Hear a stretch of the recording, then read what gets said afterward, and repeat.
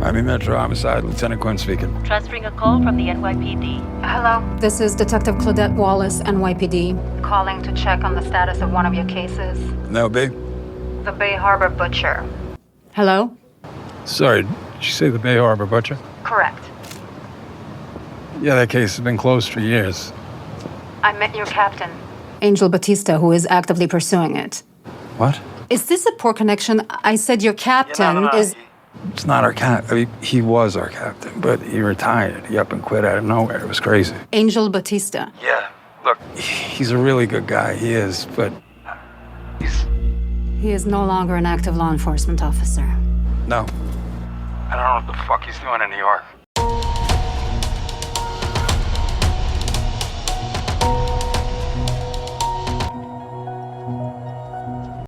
Hello, all. Welcome back to What's On Tonight, a podcast with elaborate, quirky, and unpredictable conversations about TV, movies, and more.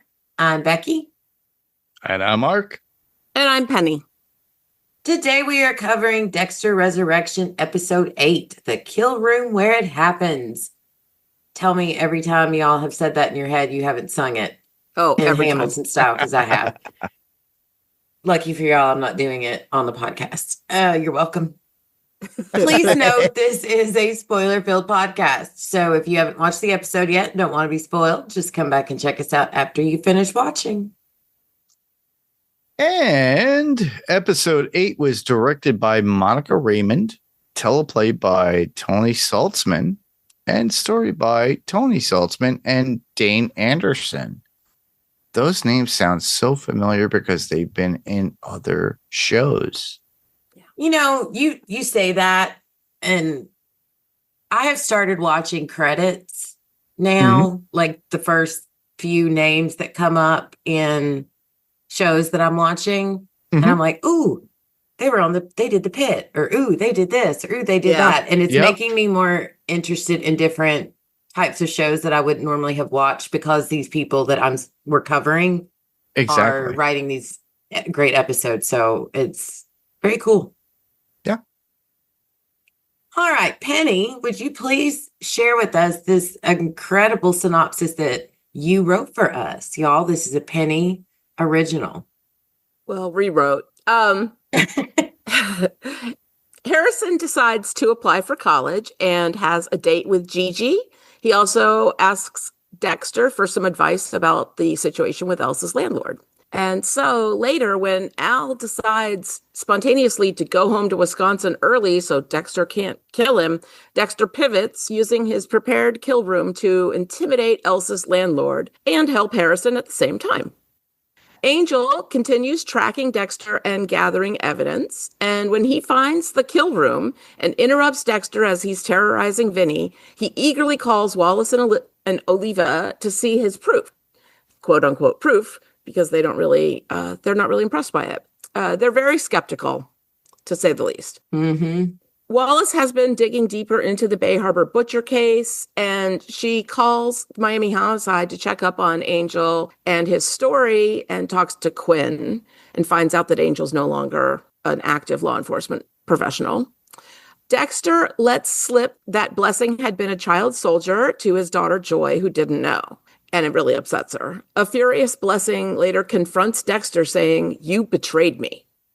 Despite Prater's trust of Red, Charlie presses her suspicions, and by the end of the episode, as Dexter has dinner with Harrison, they are approached by Prater as a triumphant Charlie waits outside the restaurant. That's a great synopsis. When you were talking about Wallace digging deeper into the Bay Harbor Butcher case, did anyone notice that one of the headlines, there's an article that it was quick. I had to rewind it to make sure I saw it correctly, but it said Homicide Captain Aaron Spencer missing after grisly discovery. Yeah. There's connection to Original Sin. I loved that. There was a picture of Patrick Dempsey as that character. Oh, wow. Yeah. At first I was like, wait a minute, why do I know that guy? Why do I know Patrick Dempsey in connection to Dexter? And then I had to think about it for a while. And then it all came back to me. Yeah. I thought that was cool. All right, well, let's get into killer moments. You are up first this week, Marky Mark. What do you got? Why am I up first. Cause if you're not first, you're last. Oh my goodness. All right, Ricky Bobby. Thank you, Yeah, Penny. exactly. I Really. thought I was gonna have to break out shake and bake. Yeah. All right. This has to be about Charlie. You love some Charlie. Oh, I love Charlie. I love me some Uma Thurman. But feelings about Red, who is Dexter, as we know, and finding him elusive, plus all the stuff that Prater brings up about him, and loving Red. Prater feels that Red is good, but Charlie always feels that Gemini, actually Prater felt that Gemini was off in some way, and that was within that conversation. But the clarification that her job is to keep Prater safe, there's more to this than we know within. I think there is some sort of backstory with Prater and Charlie that we don't get. And I have a funny feeling this is going to come in the final episode. You think so? I think so. It has I to hope be. so. I'm really curious about why she works for him, and He has something how did on that her. happen? I think they give us a big hint in this episode about how he saved like the event planner woman's daughter. I think that Charlie's mom, like he's getting her the best care or something like that. That's probably part of it. Yeah. But it seems like they have had a longer relationship than Yes. For Yeah, her they- to stick around and deal with his assholery. that. I mean, she murders for him. Yeah, Yes. there's got to be something more. And invites all these people to these serial killer conventions that he has in his love. It's funny to me that Prater is the words he used, the way he talked about Gemini and Red. He's like, "Oh, Red he's good. We can trust him. He hasn't done anything." And Gemini always seemed a little off. And I'm like, this is a group of serial killers. They're all off, Right. dude. Well, yeah. You're off, Prater. Like, what yardstick are you using Exactly. to measure what you think about people? I thought it was so interesting in that conversation that he said to Charlie, "You don't understand these people like I do." What a weird brag. Like, I understand serial killers better than you, murderer for hire. Like, I don't know. They're just all awful people, and they have really strange things that they value that I don't understand. I think he does a phenomenal job, though, of the way he puts his own mask on and presents himself as this genuine stand-up guy who values the people around him, and the way he was, I thought for a second thought he was going to snap on that one lady who didn't have the ramp on the stage, but he was like, "Can you fix it by Sunday?" "Yep." "All right, no problem. How's your kid?" He puts on masks. Yeah. That's the whole thing. I had to wonder, that scene seemed really odd to me. First of all, you don't rent a ballroom for a gala like days in advance just to put your stage in there and have it sit there. That was in his house. I think it's at the No, Oh, that's it was at in his house. Did you not notice when Charlie pulled him to talk to him? They were in his kitchen. That's his house. His house. Yeah. I thought they were at the Empire Hotel. I had that all mixed up in my head because I was like, I can't believe that his event is at this hotel. That's ridiculous. All right, it's in his gigantic house. That makes more sense. Yeah.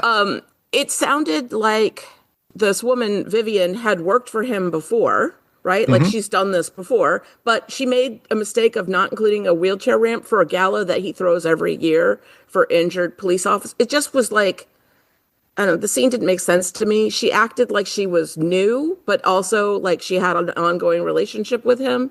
And she also acted really afraid of him. And when he asked about her daughter, there was a part of me that was like, is that just follow-up politeness or is that a threat? Like just mentioning your kid and the power that I have over I think it's threat more than anything. I could not tell what was going on in that scene. I thought she was confusing.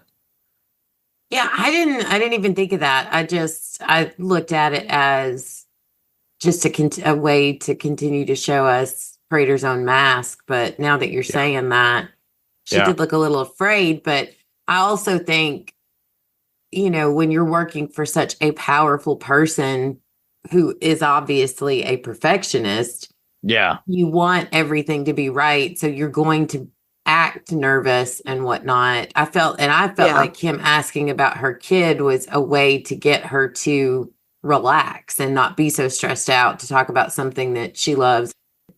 I saw it quite opposite. So that's interesting. That is interesting. I completely see how you see it. I just also was like, is there more going on here? Because Yeah. there's always more going on. And like, we know so little about Prater's backstory that I'm like hungry for every tiny little drip of information. No, yeah, I get it. I could definitely see how that could read that way. And that's another thing I love about the show is you get so many different, the same thing happens, but you could see it several different ways. I mean, I thought that was a hotel ballroom every single time I watched the episode. So, because I was like, what did she do? She set up a stage. Why are you so impressed by a stage? They go up in like 20 minutes. Yeah, I'm still kind of confused by that scene. We'll see what happens next week. Anything else on Charlie you want to add, Mark? Nothing much. I'm very skeptical about her and where she fits within the story and where it will end. I have a funny feeling that Charlie, by the end of this season, will be working with Dexter directly. Oh, interesting. Okay. I don't know how that would piece together, but they would make a great team. But she doesn't. Yeah. I just don't think she likes Dexter. And No. I will say, to add to Charlie, I think Dexter played it way too relaxed with Prater and Charlie.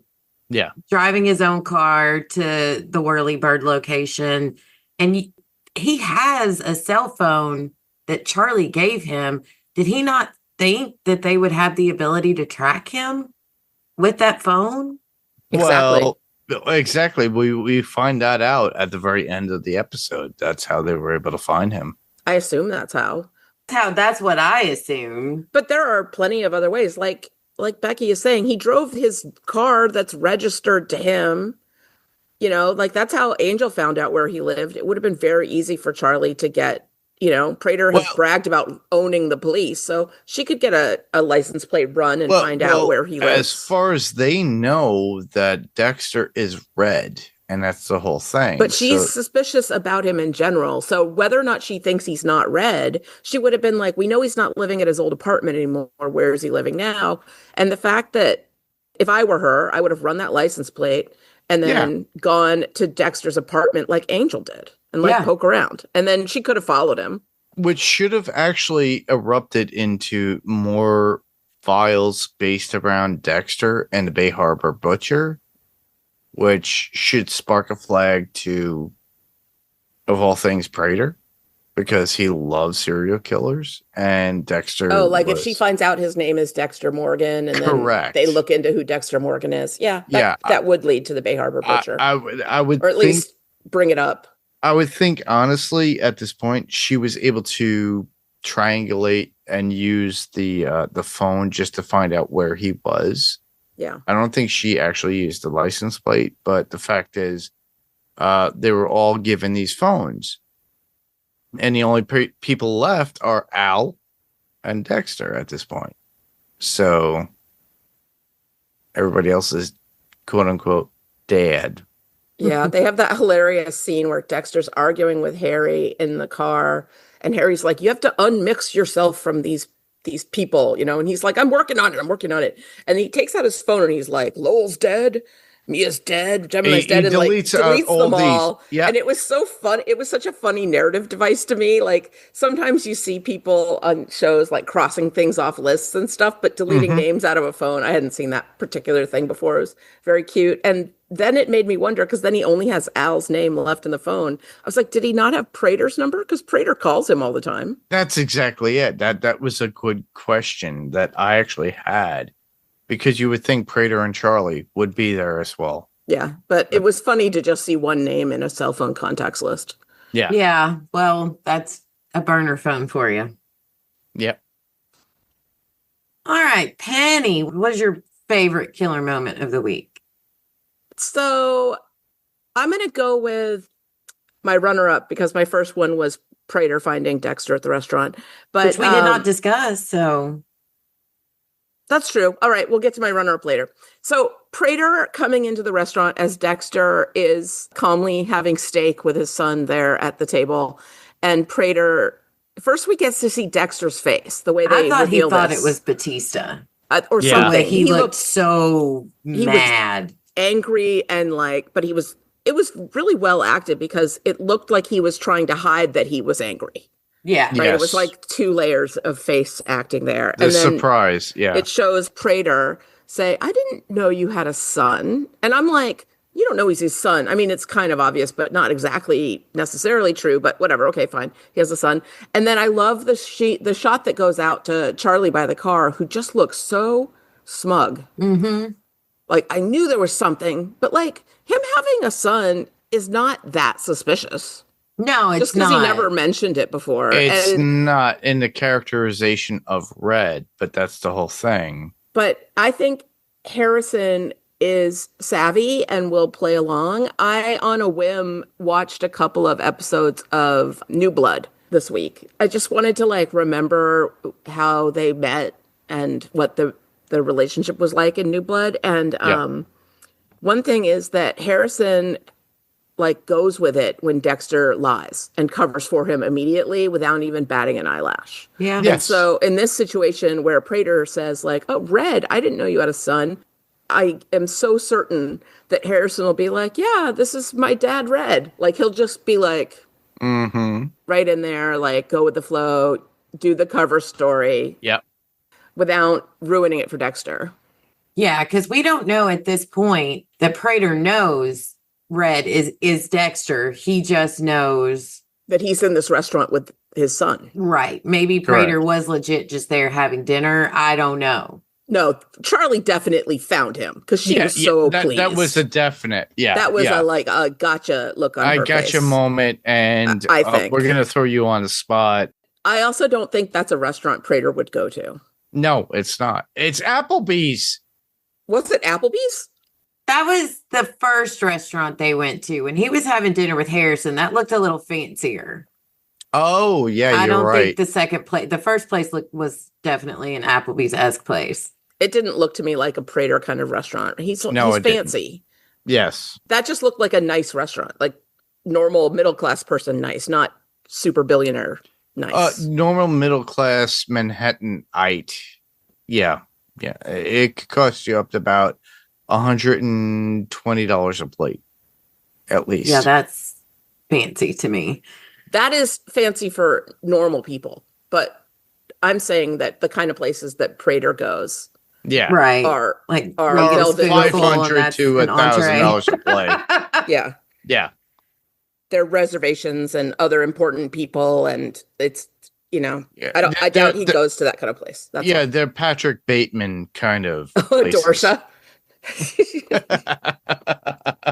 Or what's the one Laidio in LA Story? It's Mhm. one of my favorite movies of all time. That's a fancy restaurant that's called Laidio, but it's spelled L apostrophe idiot because Yep. it's this fancy restaurant that's like not worth Laidiot. all the money. Yeah. It's so funny. Oh my Yep. God. When I first saw that movie, I didn't get the joke until I saw it in writing. And then I was like, Really? oh my God. Yeah. I read the book, and that was the whole thing because it is kind of laid out there. Well, Wow. yeah, I did in writing. Anyway, so we don't know how much Prater knows. You know, we don't know if he knows that Red is using a different name or never was Red. You know what I mean? There's so many different variations of what he might suspect. But Yeah. Yeah. it was another one like the end of, was it episode 4 that ended with Dexter being like, Harrison, don't. And Harrison realizing Dexter's alive. And then it was like end credits. And we were all like, don't make us wait. Yeah. Yeah. This was another one where I was like, I can't believe we have to wait a week now. Like, oh my God. They are doing a phenomenal job dropping some great hooks at the end and of having us these edging episodes. on our Yeah. seats. It's like, I gotta wait. It means that once the whole show has been dropped, people are going to binge right through it really fast. Oh, because yeah. it has a lot of these endings where you just really want to hit play on the next episode right away. Yeah, Paramount Plus would be like, we're going to get all the stuff. Awesome. Yeah. All right. Well, I'm going to variate just a minute from killer moments because Okay. I have been chomping at the bit to talk about this with you guys. It's not so much a killer moment, but I guess it is killer moments, things I thought was really interesting, and I'm calling them signs. Okay. I felt like there were a lot of signs or Easter eggs or whatever you want to call them in this episode. Wait. So M. Night Shyamalan is here? He is here. He has taken over my body, and he is about to talk about some what I think are very interesting things. All right. So Okay. first up, the cats. There were so many lingering shots on cats this episode, primarily the cat in Dexter's apartment, but also Yes. the cat in Blessing's apartment when he was talking to his wife about landlords. So I went on to the Dexter Resurrection fan page looking to see if anybody had any thoughts on the cats. Someone had noted that the cat that is in Dexter's apartment was purchased by Set Design from someone, like on Etsy or eBay or something like that. And the previous owner said the cat does have a couple of hiding places inside of it. So I feel like there's going to be something there with that cat for the fact that they have shown it so many times. One fan theory is that all those cats or trophies, be that Blessing is the New York Ripper and those are his trophies. I still having a hard time believing he would be that. Same But all the theories are that there's something inside there already, and will Dexter find it, and will it lead to something bigger? So he shakes the cat when he's thinking his apartment's bugged. Then he just sits there and rests his hand on it, and they just give you this big close-up of this cat. So I feel like the cat's going to be super important. I have to agree with you. They have spent a lot of time on the cat. Like, it's getting a lot of screen time, the ceramic cat. And we did see some of the other ceramic cats that are much smaller by comparison. I have no idea what, though. Like, what could be hidden in there? I don't know. That's part of the fun. It also made me turn my ceramic cat that I bought a couple of weeks ago over and look and be like, yeah, I could hide something up in here. Like, it's hollow on the inside, and it, if I needed to. Well, that also runs into my thought about our lovely detective. Oh, wait. Before you go there, that's another one of my signs. Hold on. Let's go. Hold on. That's my third sign. The second Let's go. sign is, I saw the sign. and it opened up my eyes, and I am happy now living without you. Okay. Little ace of base for y'all. Yeah, exactly. So the dead end sign, when Vinny is walking down the street and he passes the dead end sign before Dexter gets him. Yeah. I didn't pay attention to it on first watch, but on second watch, I was like, ooh, because I don't know, you can interpret it a lot of ways, but I kind of took it as it's a dead end, as in he cannot kill this guy, but also a dead end that Batista is going to find this Dexter with this guy. Dexter's going to escape, and Batista's I feel like has hit kind of a dead end because of everything that happens with him, which we'll go over later in the episode. So that was I liked that. That's like a cheeky little comment on the episode. Like, Yes. That is, yeah. All right. Now, third sign. When is it Oliva? I don't know if it's Oliver or Oliva, but it's. I would say Oliver. I wrote here in my notes, Detective Dude. Detective Dude. When he was standing there in his suit, showing off his suit to Claudette, directly behind his head is here's his face. Y'all can't see me. I'm making gestures, but there's his face. And then right behind his face, if you're facing him in the upper left corner, is the big headline that says the New York Ripper. Yeah. Yes. Which made me think of Penny. Was that your theory? Yeah, that was my theory. He is the New York Ripper. And that made me listen to his voice. And then I went back and listened. Thank you, Kelsey, for wanting that audio because I did use it. I think, Penny, you might be right. Really? Yes. I get a prize, right? Yes, you do. You get a ceramic cat with a hidden note inside. Excellent. Only to be opened upon my demise. All right. That's excellent. I love that. And maybe her song Staying Alive stuck in her ears is the fact that she's literally standing and working with this person who is the New York that's Ripper interesting. and staying alive. That's a good sign. Staying alive. So that's my signs. What do you think the significance was, if any, of the whole sleeve situation? That one of his sleeves was shorter than the other? Was that just to show that she's super observant, or does that have some meaning? I felt like it was just to show that she's neurotic a little bit, and she's like she sees things that some of us just wouldn't even have noticed.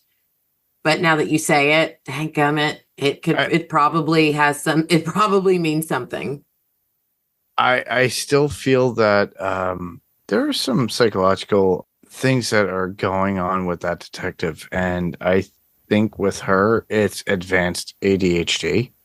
Because she is very much obsessing over this case. Well, I'm not a psychologist. I don't know how you would diagnose somebody, but ADHD is not the condition that comes to mind. More like OCD. Or I think more likely, I think she's on the autism spectrum. Definitely. Her social awkwardness plus hyper fixation and concentration on details, the way she has to use headphones to think. Those are all things that I've witnessed in people I know who are on the spectrum. Yeah. I don't know. Falls on that point, but the thing is also, the question I have, and I pose to the listeners, will this be her downfall or her savior of her fixation on everything that's going on within this case? My sincere hope is that she is a character that continues into season 2. Same here. I really want to see more of her. You know what I find really interesting in a lot of posts I have read in different fan groups? Most people do not like her character. No, they don't. No. Slam her.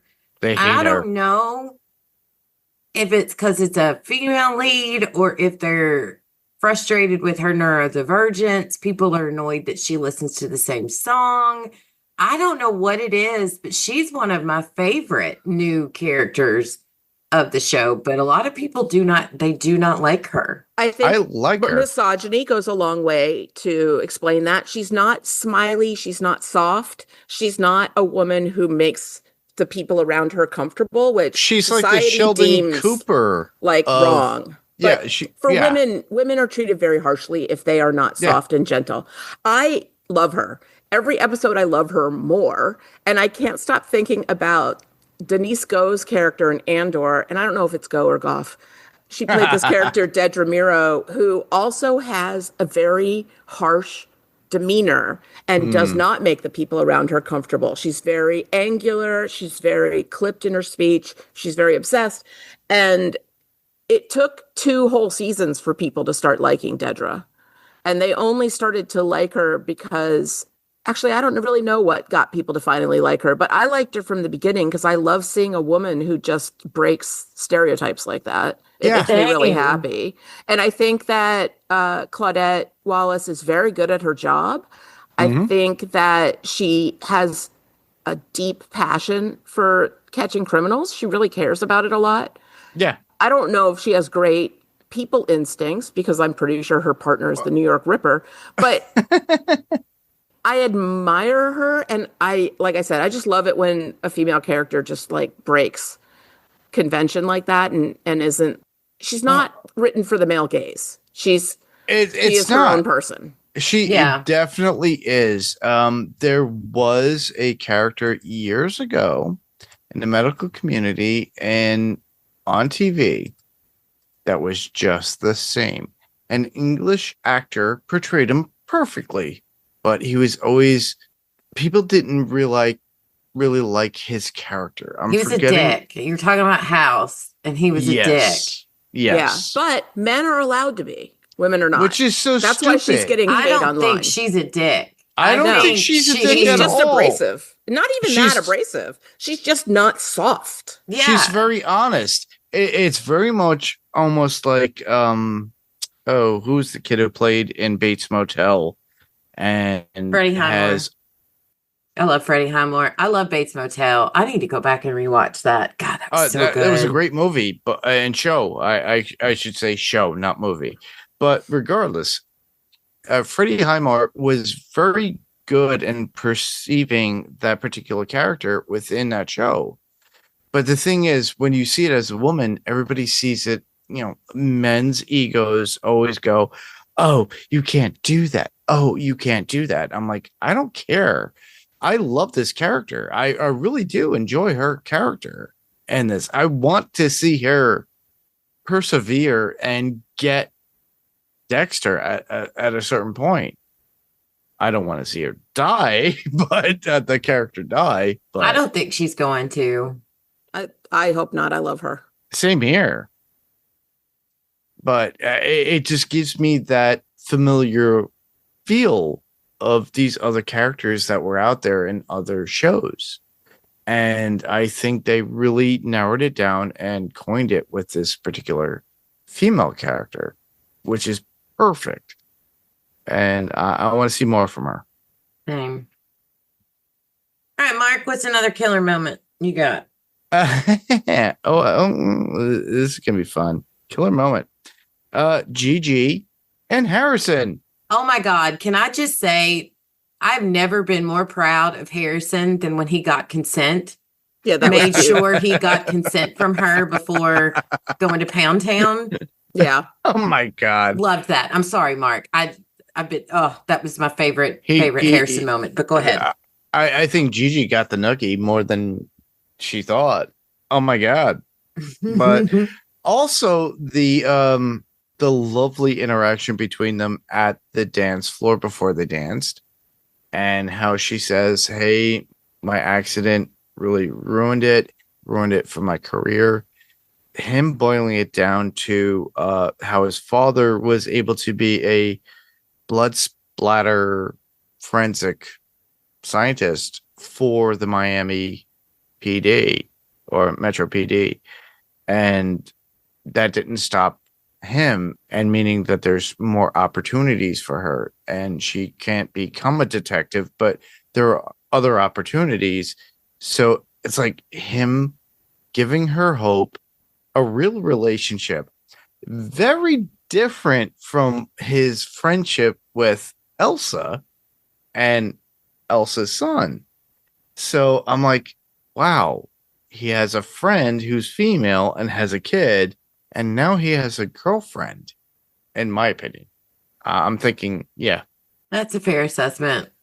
I don't know if you can go as far as girlfriend, but definitely I'm shipping them. A love interest. I'm with you. I'm shipping them too. I loved their interaction. I liked how he is with her. I find her to be abrasive. I don't know what the right word is, but just like a little not believable. There's something. First of all, it's another TV trope.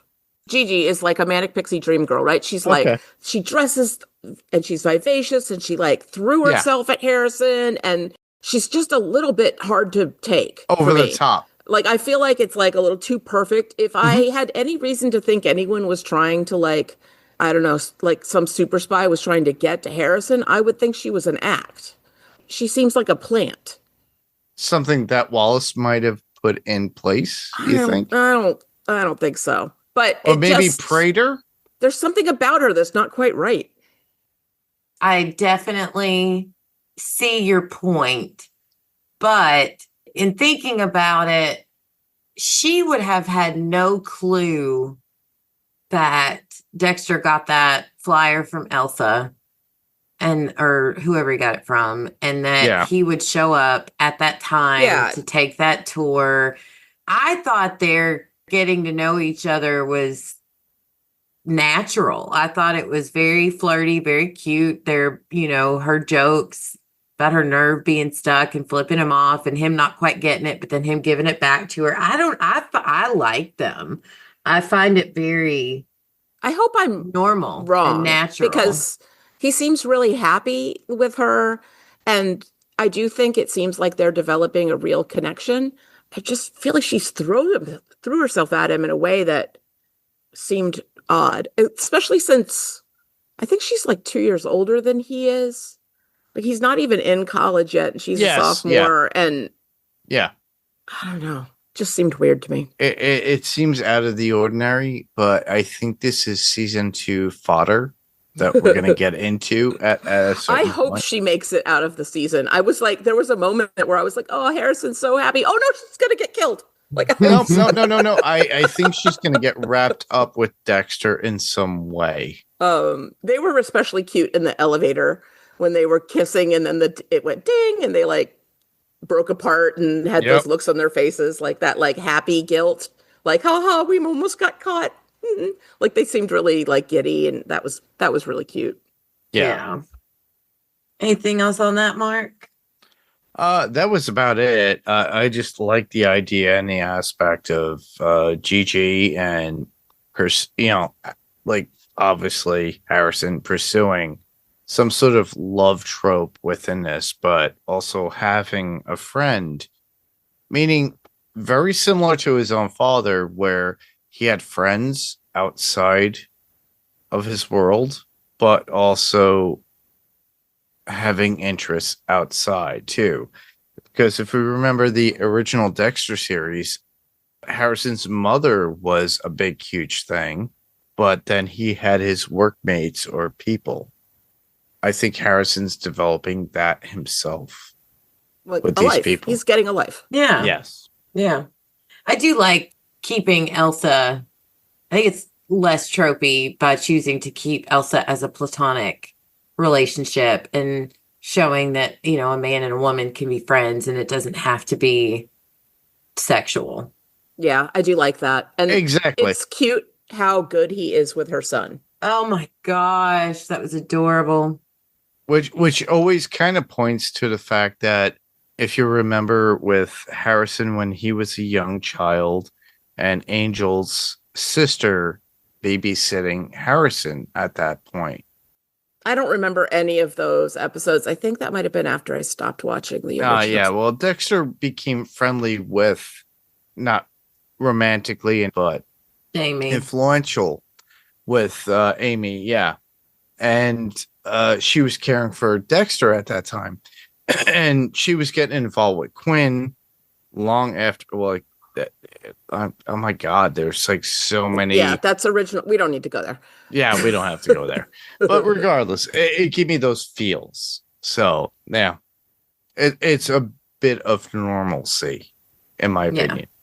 I like that he has that in his life. And I like that when he was talking to Dexter about feeling guilty about the landlord situation and Dexter reassuring him that, that's a normal human feeling. I like how Dexter's continuing to encourage Harrison. These things that you're feeling are okay. He's kind of giving him a little bit of therapy, which Dexter is not the right person to give therapy, but he's doing it right, I guess. It's with what he's saying with Harrison. And then, their little banter back and forth about, do you want me to talk to him? And you could tell Harrison was kind of like, wait, you're not going to. And Dexter's like, no, I'm just going to talk to him, which he did more than talk to him, but he listened to Harrison. I don't want you to go kill this guy. Well, he thought about it, right? He thought about it. Yeah, he didn't he almost fit the code. fits the code. Almost. I thought it was funny at the end when Harrison was like, thanks for doing that. He took action. He's fixing the mold, whatever. And then he's like, what did you say to him? And Dexter's like, oh, I told him his actions have consequences. And Harrison sort of gives him this like sly, teasing kind of side eye look. And it's like, you scared him, didn't you? And then you can see that Harrison's not completely upset about that. No, not at all. No. He's like, my dad could beat up your dad. Like, there was this moment. My dad's a badass. Or my dad could kill your dad. Yeah, like he had this moment of like pride almost in the fact that his father is like a terrifying monster. But he also grew in a sense. It was a sense of pride within Harrison thinking that Dexter had grown a little bit and he didn't have to take a life. He just had to scare the guy a little bit. And that's really what I got out of that. And it's like, oh, Dad didn't have to kill the guy. Good one on you, Dad. But you did exactly what I wanted and then scare the crap out of this guy. It's like he was there for his kid the only way Dexter knows how to be there Exactly. for his kid when he's in dealing with somebody that he doesn't know what to do. And I thought that whole thing came from start to finish. Just was all their interactions, the conversations. It's, Harrison slowly maturing and finding, like you were saying, Mark and Penny, normalcy in his life, but also Dexter's learning normalcy from his kid and how to be a dad. How to be a dad. I thought it was really funny earlier in the episode when Harrison calls Dexter, and Dexter has been having this argument with Harry about how to keep his killing life and his family life separate. And he's like, it's hard to keep your killing life separate from your personal life if your personal life keeps calling you and asking you for help. Yeah. And Harry actually brings that up, which is Dexter's inner monologue and conscience. And he constantly talks about that within this episode. It's like, oh, you're going to kill this person. How does this fit the code? Meaning Vinny, and Dexter winds up changing it and turning it on its head and just scaring the shit out of Vinny, which was great. Shout out, by the way, to the actor who played Vinny. I think people probably recognized him. He played Bobby Bacalieri on The Sopranos. Mm-hmm. And he also plays Detective Anthony Abitamarco. I'm sure I pronounced that wrong, on Blue Bloods. I was like, wait, is that the guy from The Sopranos? Like, I had to look him up, but yeah. It is. My buddy, Johnny Potenza, actually does do a lot of interviews with a lot of Sopranos guests on his cable TV show on Staten Island. And yeah, a lot of them come from Staten Island and the New York City area, everybody. He is one of those people. And it was so funny. I wondered at first why Vinny didn't go to the cops and be like, some dude kidnapped me, threw me in the back of a car, took me to Midtown to a wig shop and terrorized me, right? But then I was like, oh, because they'll be like, why? And he would have to say, oh, because I'm a slumlord who is breaking all these landlord-tenant laws. And like, for him, he got away. That's enough. He's not going to He's not going to go to the cops because I'm not a slumlord, so I would have gone to the cops, even though I don't really trust the cops. But I thought, too, that it was great when he's stuffing the guy, Vinny, in the trunk, and the guy walks by, and Dexter's got, like, the pantyhose still, his face exposed, but they're still on his head, and Vinny's, like, half in, half out of the trunk, and he turns around, and the guy's paying no attention. And Dexter's like, I love New York. It's really true. The things that you see in New York City, you just, after a while, it takes a lot to get your attention. I mean, I've seen like people go through their entire morning grooming ritual on the subway. Like weird stuff happens around you all the time. So you're just, after a while, you get inured to it. But yeah, I've seen some weird stuff on the streets of New York City. And it's what are you going to do? Yeah, or somebody being shivved. Oh, my God. I haven't seen that, thank God. Oh, God. All right. Penny, what was your runner-up killer moment? It was Blessing. So Dexter completely unintentionally tells a secret to Joy that Blessing had been a child soldier. He did not really have any reason to know that she didn't know. Right. Blessing had said, like, I want to keep that life out of my home, but he didn't say, so it's a secret. Like, he didn't say that. And Dexter, that was to me, very understandable slip. To say something and be like, oh, no, I said too much. I didn't realize it was a secret. I feel like that's happened to me so many times in life. And Blessing's reaction to it was, I understand how he was angry and when he was like, how could you do this to me? And I get that he was upset, but he looks at Dexter and he's like, you betrayed me. And it just seemed so ominous. I was like, what happens when you lose Blessing's Blessing, Trust. right? Because like, Yeah. I thought it was a little weird how quickly he welcomed Dexter into his life. But is this like happens with some narcissists where they're like love bomb you, and then the second you fall off their pedestal, they're like, you are dirt to me. I hate you. I'm going to destroy you. Like, is that what's going to happen with Blessing? Has Dexter made an enemy? I don't Or know. is Blessing going to come around? I was so sad that Dexter has lost something there. I don't know if Blessing's going to come around or not, because it really was an innocent mistake on Dexter's part, which is unusual for Dexter to be innocent about something. Oh, yeah. But I was sort of shocked by the "you betrayed me." I thought that language was really strong. Those words were harsh. Yeah. Yeah. And also Joy talking about how he lost his mind when the fiance was like, got into Berkeley and she wants to move to California with him. And she kind of says, he lost it, or he was a real asshole. So he's showing signs of There's a temper. And he's not hiding it well anymore, obviously. And I'm concerned that I still don't, if he turns out to be the New York Ripper, okay. Yeah. I don't think he is, but I do think that his trauma or something he's going to snap and something's going to happen, but I don't necessarily think it's going to be related to the rest of the story. Yeah, Same I think here. it's its own thing, because I think Blessing exists in this story to be a parent-child, a pair of parent-child relationships for us to compare Dexter's parent-child relationships to, right? Yeah. He's got his mother who saved him and his daughter who he's overprotective of. And, Dexter even says, like, you never know what your child can actually accept if you just talk to them. Mm-hmm. Dexter at least twice makes these like sort of snide internal jokes when Blessing is like, what if Harrison found out you had killed a person? And Dexter's like, one person? Yeah, And his inner monologue, yeah. And he makes the same joke later. He's like, one person? I thought that was a little inappropriate, but it was internal, so that's fine. Yeah. But it did give Dexter a chance to be like, like, your kid might be able to accept this information. And, that's what prompted me to want to watch New Blood, because I was like, how did Dexter tell Harrison? Like, how did that come out? And Yeah. I've only watched 1.5 episodes, so I haven't gotten to where that comes out yet. More to go. But that was what made me curious about it, because I was like, Harrison, what does Harrison know? How much does Harrison know? I don't remember New Blood well enough to know if Harrison knows like all of it, or if he just knows that his father has killed and knows how to clean it up. Like, I don't know how much Harrison knows, but he knows. He has accepted the information. Yeah.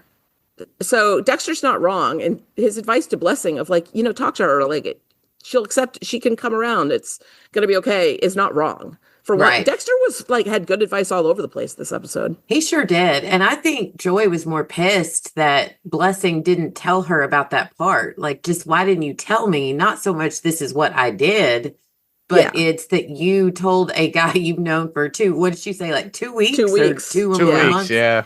And you've not told your own daughter? That's where she's upset. She felt betrayed and left out, and like she doesn't even know her father, right? Like there's this huge aspect of his life that she knows nothing about. It's like he's kept it from her.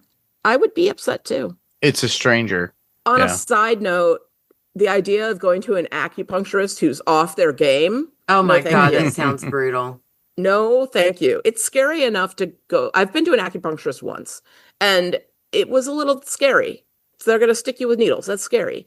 And the idea of going to one who's off their game is like, I think it's kind of malpractice on her part. Like she shouldn't even be trying. No, that first out, she should have been like, yeah, sorry, I'm not going to continue. But whatever she did, it was enough for him to feel like he could get Al, and then did get Vinny on the table. So that's true. He's like, now I can get Al in my car. He's so happy. Gets to kill someone. Speaking of Al, that is my he didn't like moment. Hamilton. Yeah. Did you know it's a rap show? Yeah. One of my other killer moments was first him and all of those daggum New York souvenirs. Yeah. He could have fulfilled an entire room with all of those. Oh, yeah, he did. New Also, York souvenirs. who buys themselves a number one dad souvenir? Correct.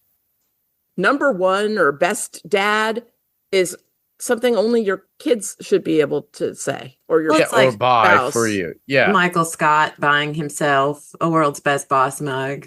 Yeah, Yeah, I mean, that and then too. I had to remember that Al is a serial killer, so he does have a weird ego that would probably be like, I am the number one dad. That is true. That was a lot of tacky stuff he was taking home, though. It was. Yeah. I just thought it was, again, serial killer. I know he's bad, but God bless Eric Stone Street and his portrayal, because I just thought it was adorable. It's like, look at you with all your snow globes and shirts and everything. It really made me laugh. And then y'all mentioned it, his reaction to Hamilton. Did you know it was a rap show? I couldn't understand a damn word they were saying. Here's a good question for you. And do we take a bet on this? Does Dexter go all the way out to Wisconsin to actually finish off Al at the end of this? Or does he let him go? Not right now. But I do think he pushed too hard with Al, trying to get time Being with like, Al, and then can I come meet you in New information. Jersey? Like, that was weird. Yeah. And then, well, where are you in Wisconsin if I wanted to come visit? So I feel like that may come back to bite him in the ass later. Yeah. And Al just like threw the burner phone out the window, which I thought was really cute. Like, he's so like cute and wholesome, but he's also like, oh, can't be traced by the police. Throw that out the window. Like, he's always both. He's always like this evil killer and this wholesome dopey dope dad. It's weird combination. Works, but it's weird. Yeah, he made it work better than the Trinity Killer. Well, we'll see about that. Did you hear there's going to be a Trinity Killer spinoff? Anyway, we'll talk about that later. We'll talk about that in show notes. I did think it was worth talking a little bit about Hamilton and the room where it happens. The musical that Al was going to see is Hamilton, which is incredibly well known. And if you haven't seen it, it is available on Disney Plus. You don't have to go to Broadway and pay the exorbitant amount of money that it costs to get tickets for Hamilton on Broadway. Yep. The song, The Room Where It Happens, is one of the best known songs in the play. And it's about how people in power often meet privately and big decisions are made and nobody really knows what happened in that room. And history is always like, and then there was a compromise, but we don't really know what happened. And the whole song is like, these compromises happen in this room. And then Hamilton is like, I want to be in the room where it happened. It's all about his ambition and his desire for power. And I was thinking about like, who wants to be in the room where it happens on this show? Prater owns all the rooms. So he can go into whatever room. Basically, that's what he does, is he buys people so that he can get into the rooms with the people that he wants to get into rooms with, right? And Dexter's always wanting to get into the kill room. Angel Batista wants to get into the kill room so he can catch Dexter.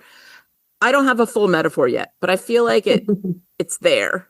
And there was one other sort of Hamilton shout out in that same scene when Dexter says about Al leaving, he's not going to ruin his shot. I'm not going to ruin my shot. Yeah. But the line from Hamilton is actually, I'm not throwing away my shot. Yeah. And that is probably the other most famous song from Hamilton.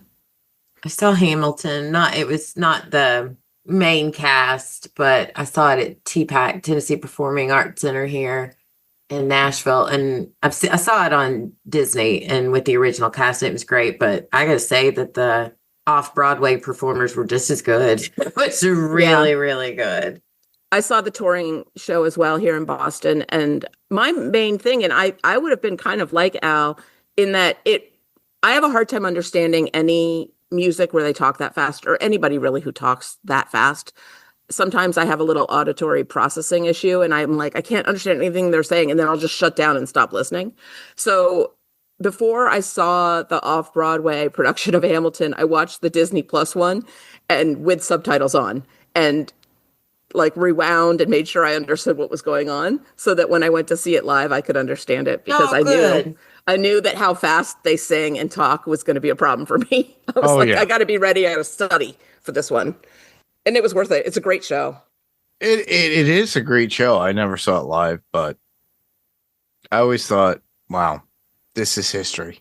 Yeah. And every time I watched it, I'm like, And Lin-Manuel had done a great job with that. Well, he's just ridiculously talented. He's a very talented man. I did not Yeah. enjoy Al referring to his wife as the little lady, although I know that that's probably considered incredibly normal by some people. I just Yeah. wouldn't like it. And Al was another person who brought up this ongoing theme where he says to Red, I like to keep that Prater world separate from my family life. Correct. Yeah. It's just hammering the theme to us of like, don't mix being a killer with nice things. Yeah. Well, business with pleasure. Like, this is my job.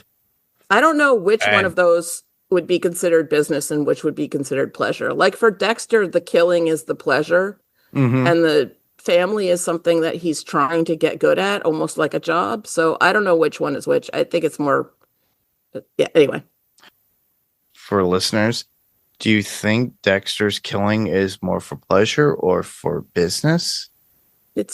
it's pleasure. He says it all the time that he like feels good when he does it. He feels better after it's done. And in comparison to the other killers that are out there, whether it be Rapunzel or Lowell or They all Mia. seem to like it. Gemini is the one I feel like we didn't get to know as well because Correct. Yeah. his secret sort of eclipsed any other information about him. His twin It was thing. very elusive. Both of the twins were very elusive with His their face thoughts. watching Al strangle that woman told me all I need to know about him. That man is straight up doing it for But pleasure. that's one of them. That's only one of them. That's not the other one. So what was the other one? I kind of look at him as the same. I don't know. We'll never know now, but Yeah. really gross and creepy. But I think they all get some pleasure in it. Okay. All right. Well, last thing that we have not really talked about is Batista. And I think it was really brilliant the way they laid all of this out, but I'm also a little disappointed. And my hope, because it looks like they could be setting it up to where Batista takes the fall for being the Bay Harbor Butcher. Yeah. And this show has done this before. And I would rather them be a little more original with the brilliant writing that they can do. So I'm hoping that's not what's happening. But I did like the fact that, or I thought it was creative, that Batista is everything he said to those people, to the detectives, was fact. 100% fact. But because he has painted himself, I wrote here in my notes, in my Ace Ventura Pet Detective, when he found out Einhorn was obsessed about Dan Marino because the whole Laces Out thing, my Ace Ventura people know what I'm talking about, obsessed much with his wall. But, you know, he figured all of it out. But when he's laying it out to them, he just looks like he's an obsessed, crazy person who can't let go of this. And then we get a Quinn sighting with the call to Quinn, and Quinn basically kind of backs up what Claudette is thinking. And what Dexter said last week or 2 weeks ago. Which I thought was over the top. I think we all discussed it. I thought that was not, he was giving way too much there, but it all... Well, I still think he was giving too much, and it would have looked like too much if not for Quinn being like, he's just not the same. It was crazy. He just up and quit. So Detective Wallace seems like a person who she's going to take into account the things that Batista has brought to her attention. Like, she'll take all the evidence, but she's skeptical of everyone. And so at the moment, she's like, Batista may have really valuable information, but maybe he has it because he's a killer or is the Bay Harbor Butcher or some third option. But like, she's skeptical of everybody. Yeah. Yeah. Well, there's that typical Finkel and Einhorn. Thank Finkel you. and Einhorn. Yeah. Finkel is Einhorn. Einhorn is Finkel. I have not seen that movie, so. There's a little bit of it that doesn't hold up well, but if I look past that and enjoy everything else, about that movie. It was one of my favorite movies when I was a teenager. Mm. Where the And laces out. I've seen it. Yeah, I've seen it more times than I care to count. But anyway, so yeah, that is all I have on notes and thoughts. Okay. I have a couple more things. Go I ahead. have a few things, but Oh, wait. I do have one quote where Harry asks Dexter when he's pissed that he didn't get to kill Vinny or Al, is this your version of hangry? I missed that. That's hilarious. It's cute. yes, yeah. That's really All right, funny. sorry. Go ahead, Penny. I thought it was good timing, this episode, because last week on Still Slaying, we covered an episode where there's a vampire that's being treated by the police like a serial killer. Very good episode. I finished that yesterday, by the way. Thank you. And we talked about some of the serial killer tropes, and one of them is the board of crazy, the wall of crazy, yes! the big board. And Angel had his big board wall of crazy set up in his hotel room. And my immediate thought was, you can't be taping stuff to the wallpaper. You're going to get charged for that. Yep. I was like, hey, we were just talking about big boards on the podcast the other day. And I also thought it was an excellent narrative device to have him dictating all his notes into his phone. It sounded like I'm making an official record, but it was a great way to deliver exposition and summarize some of the story for the audience. It gave it handed us this information in a way that wasn't boring because it was also a character doing an action. Yeah. I just thought that was good writing. It could also be incriminating to him if somebody actually gets a hold of his phone and his records. I think so. That's my boy, my little black cat. Stay over there, buddy. And then when Dexter figures out about the tracker in his car, first of all, I loved the look on his face when he realizes it. And he's like, there's got to be something in the car. And then he frantically searches the car. And at one point, did he have like a full bag of trash in the backseat of his car that he just emptied out? It wasn't trash. It was his bag of condoms, gum. They weren't empty. It wasn't like empties. It was no. It was No. That, it was the kit. Blessing that told Blessing him to had have given in his him. car. Yeah, I was like, is that trash? And during that scene where he's searching the car, the music is the song called Long Way Back from Hell by Danzig. Yep. Very appropriately has the following for its chorus. Do you want to take a life? Do you want to cross that line? Because it's a long way back from hell and you don't want to go with me. Do you want to take a life? It's part of it's a follow-on from Dexter's conversation with Angel last week where he was like, you don't want to do this. You don't want to go there. Mm-hmm. Yep. It's basically, please don't make me kill you. And now it's sort of become, all right, I'm going to have to kill you, I think. I don't think he's happy about it, but I think that Dexter has about decided that that's what he's going to do. Yeah, he may not have a choice. Which is an awesome song to actually bring into. The vibe of that song was perfect. It was so angry. Oh, the vibe is amazing. Sort of metallic. And I thought it was perfect. And on top of that, you have to factor in Danzig is part of the tri-state area for New York, New Jersey, and I would say Pennsylvania. Glenn Danzig came from Lodi, New Jersey with the band The Misfits. And yeah, it kind of fits in the New York mentality. I'm a huge Danzig fan, Misfits fan. So that was the reason why I was like, oh, here we go. It actually works perfectly with what Penny was talking about with the situation. So I thought it was perfect and perfectly fitting. I didn't catch any others. Ran out of time. I have a couple of other needle drops. Dexter's preparation for Rapunzel in the wig shop with the song Personality Crisis by the New York Dolls is playing. Oh, I didn't recognize it. Cool. And just to coin a little bit, another of St. Peter's Boys Catholic High School graduates is singing it, Mr. One and Only David Johansen. We lost last year. Unfortunately, I graduated from St. Peter's Boys Catholic High School in Staten Island. Another one, Harrison's Night with Gigi at the club and dancing and, well, other stuff. Love You Got by Kelly Lee Owens is I playing. really like that one. That one's probably going to be added to a playlist if it's on Spotify. Yeah.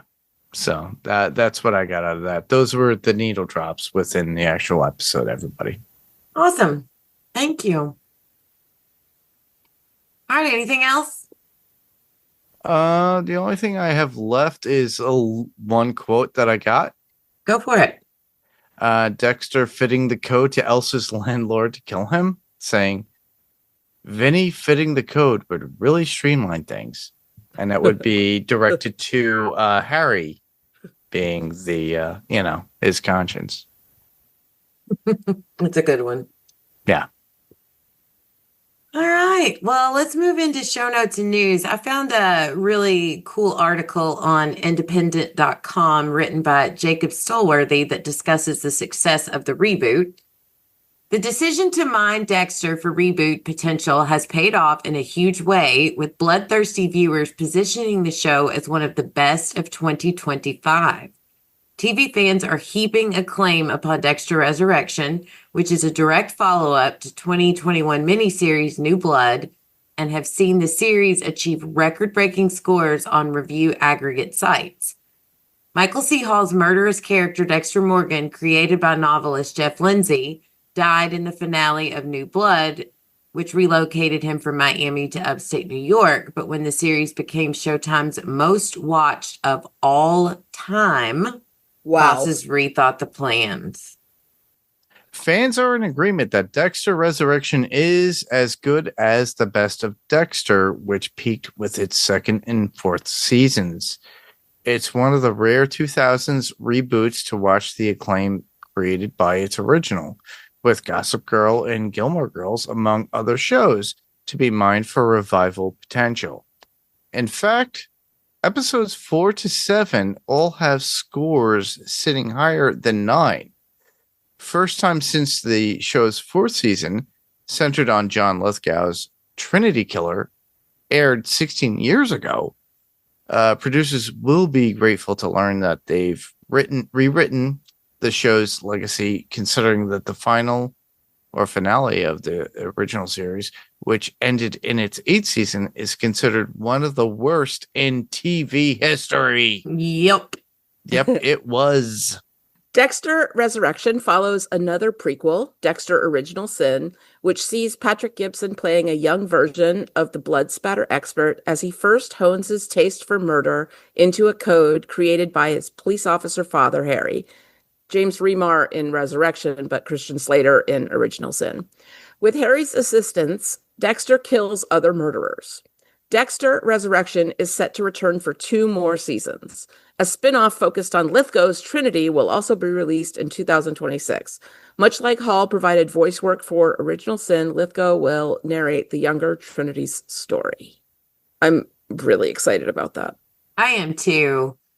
I love John Lithgow. I do He's too. so good. He's freaking brilliant, man. I've loved him since the Manhattan Project back in the mid-'80s. Oh my God. Did y'all ever see, was it Raising Cain? Where Yeah. he plays Yes. that crazy, oh my God. Ugh.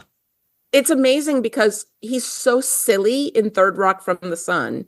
Oh yeah. And yet he also can play these terrifying villains. It's a gift. He's gifted.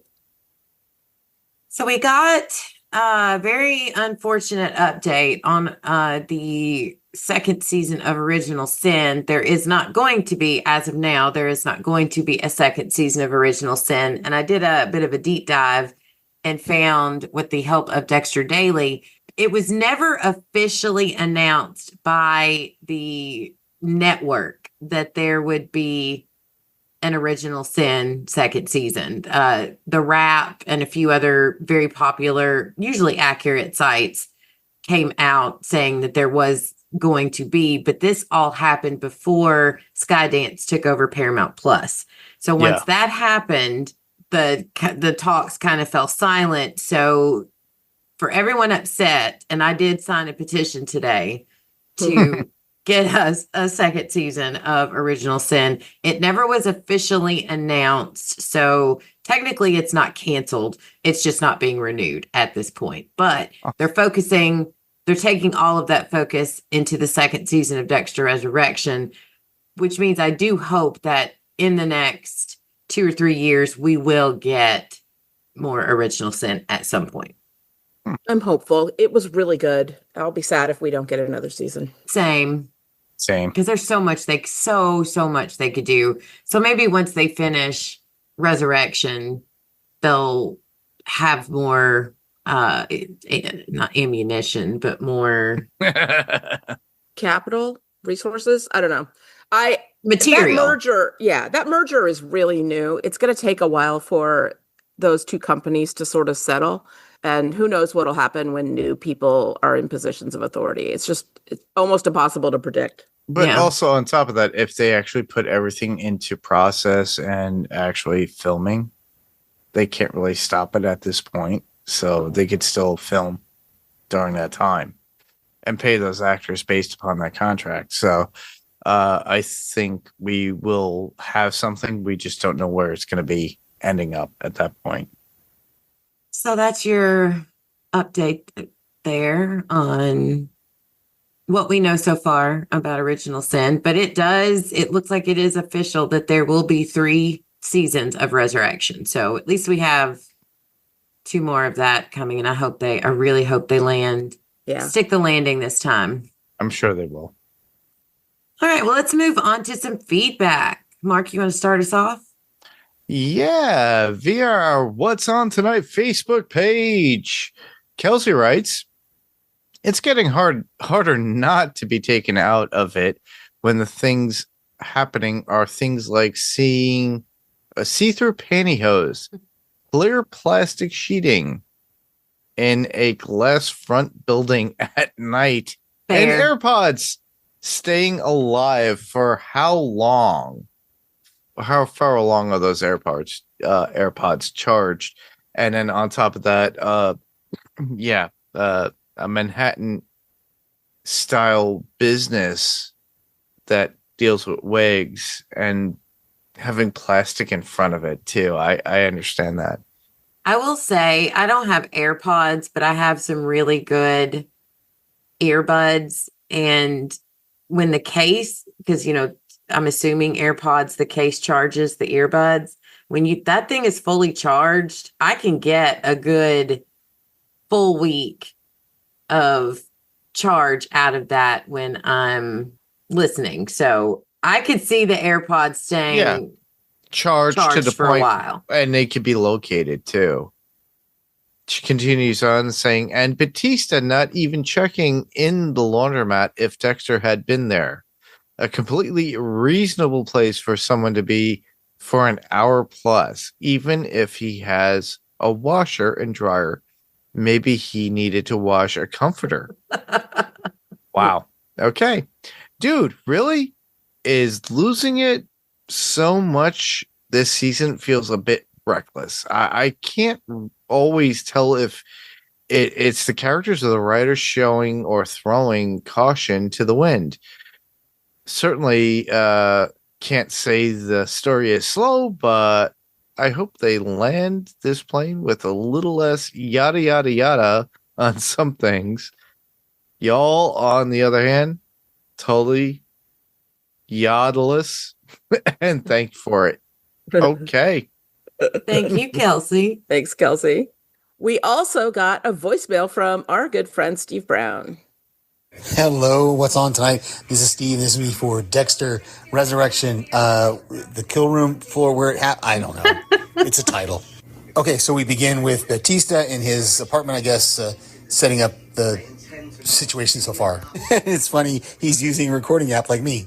So the other killer, Eric Stonestreet, what's his name? Is Family Man. And he and his wife are trying to have another baby. The kill room where it happens. And Charlie is starting to get suspicious of Red. Oh, and Batista's tracker shows Dexter setting up his kill room. Ooh, and the more and more people are getting ready to go to this gala, and they're getting this gala set up, I see that's probably going to be the finale.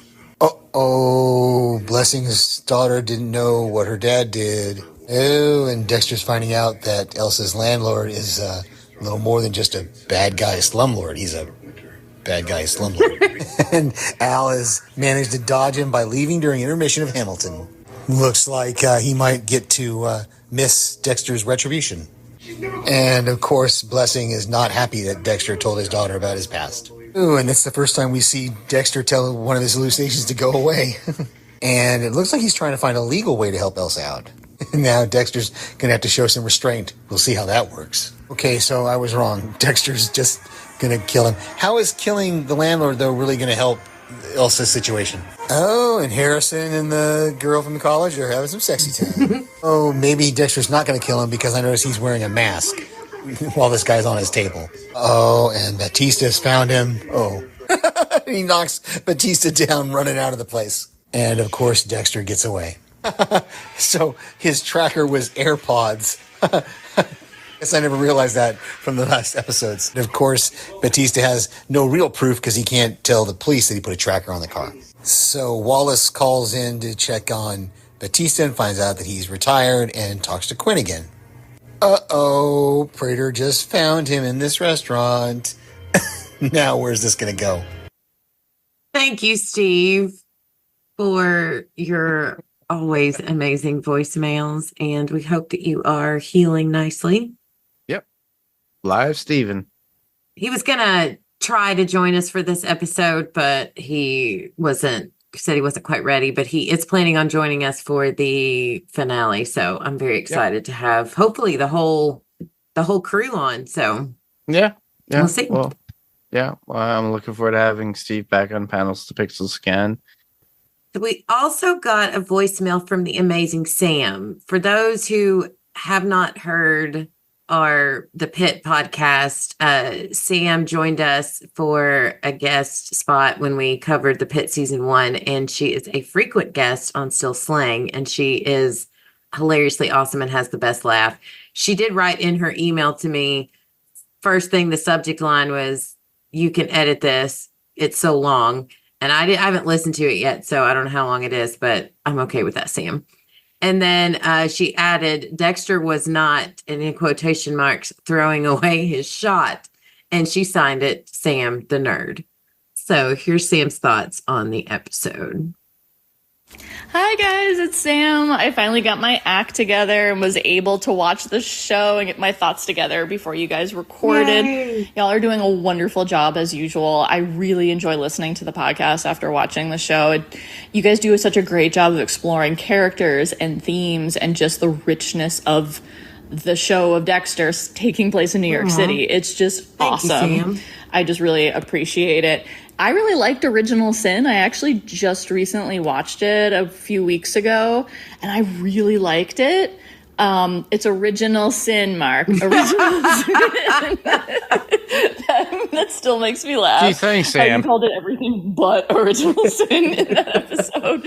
I totally get it. They keep switching up the names all the time, and it's ridiculous. I just like how you called it everything but that. It was very funny. I'm like, if I'm picking up on it, that's pretty hilarious. You guys are doing such a great job. I really appreciate it. So what are our thoughts about some of the characters in here? I mean, I adore Blessing. He is like a blessing on the show. Like, he's wonderful. I adore him. I just want to give him and all of his family a hug. They're such wonderful humans. And also a little nitpicky for his daughter. I'm sure there are meridians in your body that, you can put the acupuncture needles in, but I've gone to acupuncturists for years and none of them have ever put needles in my chest. Some of them do, like your lower abdomen, like 1 or 2 if you have like period cramps or fertility. But like, I've had shoulder pain. They don't put it in my chest. They put it in my arms, my hands. Like, one of the things for like my whiplash injury is they actually put it like in my wrist for that. Like, it's cool, but like, my arms, my legs, the top of my head, different parts of your face. I've not really had it on my chest. I'm sure it's being done, but it just kind of startled me. I guess you don't watch a serial killer show for a good plug for acupuncture, but like, she was doing that and then she was like tapping it in and then like, I don't know, trying to like corkscrew it in deeper. I'm like, ma'am, even I know you don't do it that way. That's awful. But it is working for him. So I guess it's making his shoulder feel better. Are we thinking that Harrison's new girlfriend is not long for this world? She's cool, she's fun, he's really connected, young love, very cute. Yeah, she's dead. She's gonna die horribly, right? Like then 'tis the nature of women on the show of Dexter. And I don't know. I have a tinfoil hat theory that the show is somehow going to make it by the end of the season that Batista is framed for being the Bay Harbor Butcher.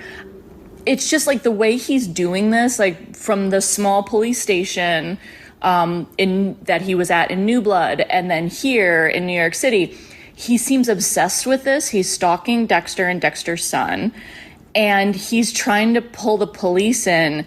And I wonder if there's going to be some leap by someone or something to say, like, are you projecting? Like, the Bay Harbor Butcher allegedly was Dokes, and he was your partner. So how did you not know? Were you partners with him in this? And also, like, LaGuardia, your ex, died in the line of duty. Like, he's connected to the people who have died, like Dexter is, but he's being awfully suspicious in a way that Dexter and Harrison really aren't. And so, like, I wonder if that's sort of somehow they're going to twist it around, which I don't see Dexter doing unless it's a way to save Harrison without killing Batista, because Batista's an innocent, so he doesn't fit the code. So kind of like with Lady Vengeance, talk about a disappointment. Like, I loved her character. He gets him sent to prison. It's not just, he's still hurting an innocent, but he doesn't have to kill Batista, and he still gets to protect his son, Harrison. It's quite a wild loose end, though, so I fear for Batista in these winding down episodes. What do you guys think?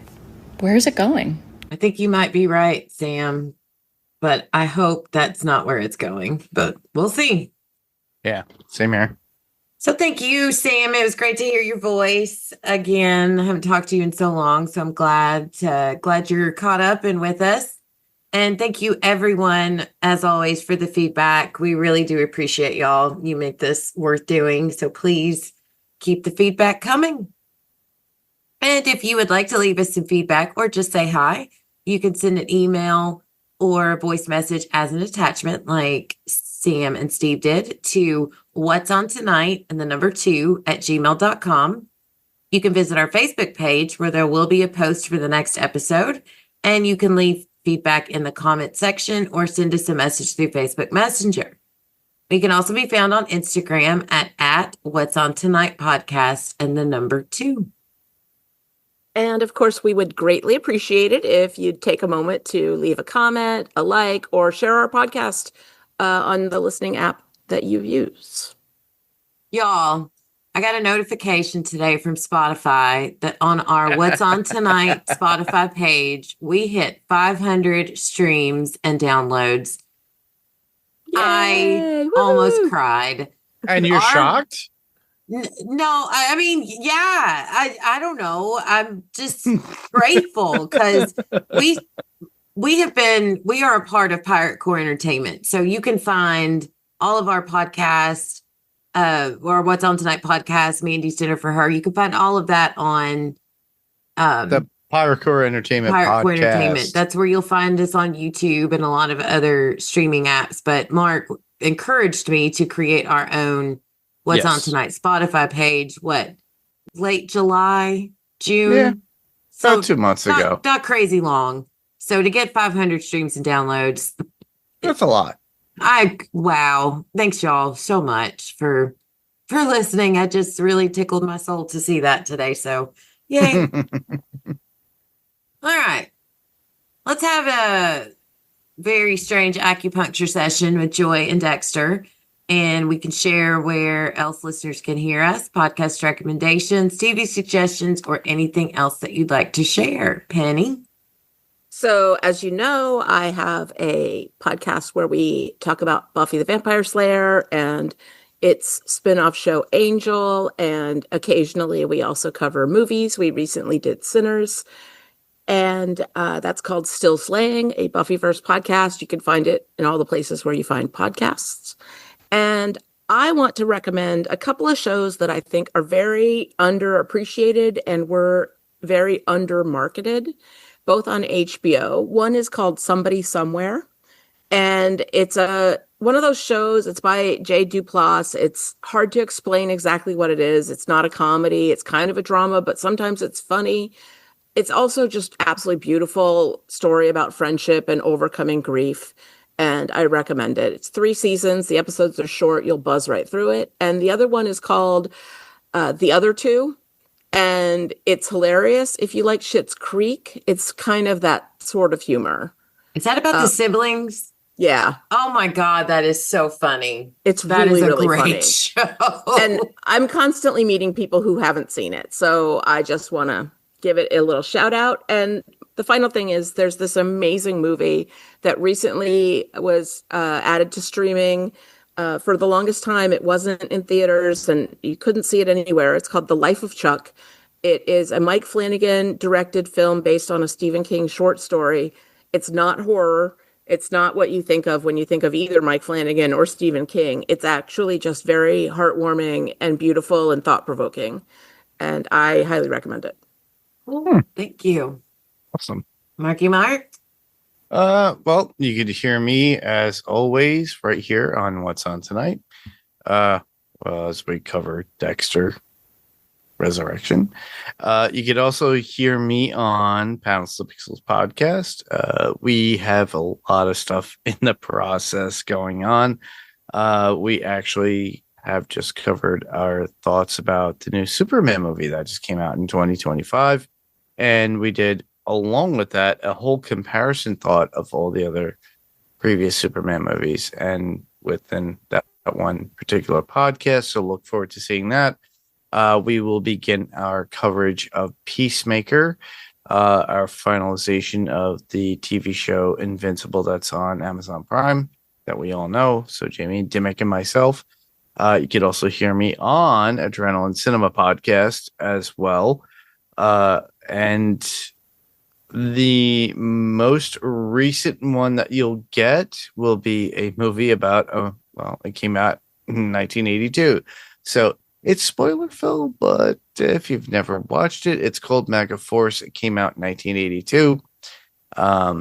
You could hear my friend Frank Gonzalez and I, and we discuss our comparisons to G.I. Joe and American Hero with Mega Force and have fun with it and talk about the movie itself.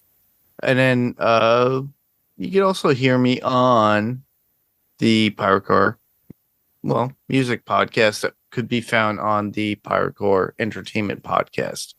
And there'll be an interview there with my friend Jeff Altieri, who is the lead singer of Enrage, which is a hardcore band. And that's about it. Ooh.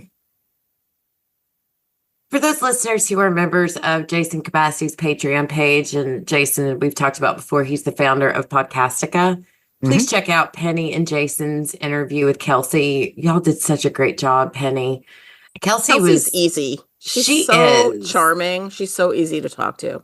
She is always such a joy to talk to. But with this listener chit chat y'all did, I felt like it was just a really special episode. I learned so much about her. She really opened up about her life, her experiences, and shared so much about her mental health journey. And it was very moving.